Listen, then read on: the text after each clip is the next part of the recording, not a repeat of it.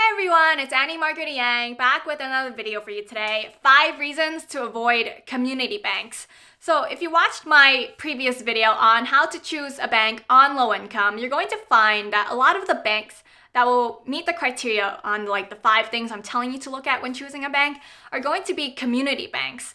And I used to be a huge advocate for community banks. I just love the fact that their fees are much lower in general. And in general, it's easier to meet the conditions to waive fees at their banks compared to larger national banks that you'll see all over the country. And on top of that, their model is more relationship based, which is a huge plus. At the company that I used to work for, our bank was a community bank, Rockland Trust. And there was this one time we put $5,000 worth of checks in the blue mailbox right outside our office. And then some group of con artists, scam artists, they put some sort of sticky adhesive glue into the mailbox and fished them out. And they made fake IDs and managed to cash $5,000 worth of checks all in 24 hours. So the banker at Rockland Trust that I always saw every time I went in to deposit cash and checks, she was so helpful, and it was with her help throughout the entire investigation that we got our money back. She was just so on top of everything and made sure to communicate with me every few days what the progress of the case was. So, I just love that personal touch that community banks have. You just won't get the same kind of service at a big bank. But in the last 12 months of me working as an accounting manager for a property management company and having to deal with community banks on a regular basis because we have checking accounts with them and mortgages, I just have to say that their biggest weakness and drawback is their lack of modern technology. I think technology is something that will directly affect you as someone who's looking for a good bank. Before I get into the 5 ways community banks just plain old suck when it comes to their technology department, if you're new here, please be sure to subscribe and hit that bell icon for notifications. I am not here as a YouTuber to push products and services on you. I'm not going to give you the fish. Rather, I am going to teach you how to fish, especially if you earn a low income, because I spent several years of my life earning a low income and trying to make do with the limited resources that I had in order to get ahead. So I'm talking to you based on experiences, so that's why my advice works. I'm not here just to push a product on you. You're gonna find that my channel is all about the AAA strategy of attitude, approach, and action. Today's video is in the approach category on approaching how to choose your bank and maybe why you should avoid a community bank. So let's get started. The first one is mobile app. It was Clinton Savings Bank that made me realize this, that not every community bank would already have a mobile app for their customers by now. So, you might not be able to remotely deposit checks.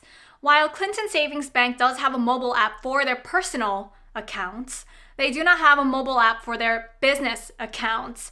So basically, for the business that I work for, it is impossible for me to remotely deposit checks. There's no way I'm going to drive 29 miles just to deposit a check. And I asked them, so if you don't have a mobile app for businesses, and I'm sure you have a lot of businesses that have accounts with you, how are they going to deposit checks? Well, basically they expect you to mail them. A stamp costs 55 cents right now, so every time you want to deposit a check, it costs 55 cents. It made me think about it. If a bank doesn't have a mobile app for their business customers, which is bringing in a lot of their revenue, maybe there are still some community banks out there that don't have a mobile app for personal accounts. So that's something you might need to check into when you're looking at a community bank. Do they even have a mobile app for you? The second issue is the running account balance. What is the running account balance? So basically, every time you have a transaction, you're going to want to see after every single transaction, what is the new balance for your bank account? It wasn't until I came across Citizens Bank, which doesn't have a running account balance, that I realized that I really appreciate the feature of a running account balance. Very important. When you are living on a tight budget, you want to be able to look back and analyze on average on any given month, what was your lowest and highest running account balance. Do not leave too much money in your checking. Put it in your savings so you psychologically don't think it's available to spend, but don't leave too little money in there either, because it can cause you to either overdraft or incur minimum daily balance fees. The third issue is wire transfers. So this doesn't apply to all community banks, but I did come across one, which was Bangor Savings Bank, that had a policy of you can't do a wire transfer online, and you also can't do a wire transfer over the phone. If you want to do a wire transfer, you have to go in person to the bank to fill out a form in order for you to initiate a wire transfer request. This might be, a big issue for you. I know it was a big issue for the person trying to rent one of our apartments.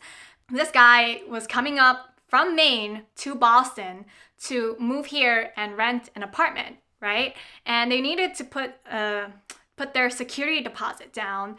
And because they couldn't request a wire transfer online while here in Boston and not in Maine, they had to request a cashier's check, which is also cleared funds, so it would work just for us too.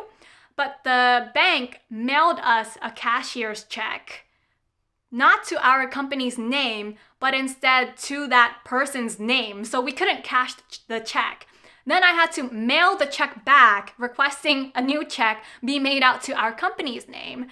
And they did that, but it took 2 weeks to process. And then when that second check came in, made out to our company's name, I saw that the new cashier's check was missing the authorized signature. So basically, I couldn't cash this check anyway, and I had to overnight this check back. So it cost us money too. I don't understand what's wrong with this community bank and why you can't initiate wire transfer requests online like any other bank. But this policy could have cost this person the apartment, because we had due dates and this person couldn't meet the due dates, not because it was his fault and not because he didn't have the money, but because it was totally the bank's fault. The fourth issue is online access. I can't believe it's even an issue, but of course, yes, it is. It's East Cambridge Savings Bank, so we apparently have had this account with them for a few years already, and I still can't get online access. They're telling me that we already have an online account with them, but first of all, I don't even know the username, and I don't know the password to it. And every time I call customer service for help, it just hasn't gotten done in the last 12 months. So I can't even tell you how much money is in that account right now because we lack online access. So you might even have that problem yourself. And not only that, we want checking the checking account statements, right? The bank statements. And they said, oh, you can just log into your online account and retrieve those. Hello, we don't have online access. Oh, you want us to manually email you those statements? We're going to charge you $5 per statement. Oh my gosh. And lastly, the fifth technological issue I think a lot of community banks might have is something that I haven't realized until the COVID-19 pandemic hit. And that is that a lot of these banks do not have the systems and processes set in place to be able to have their staff work remotely.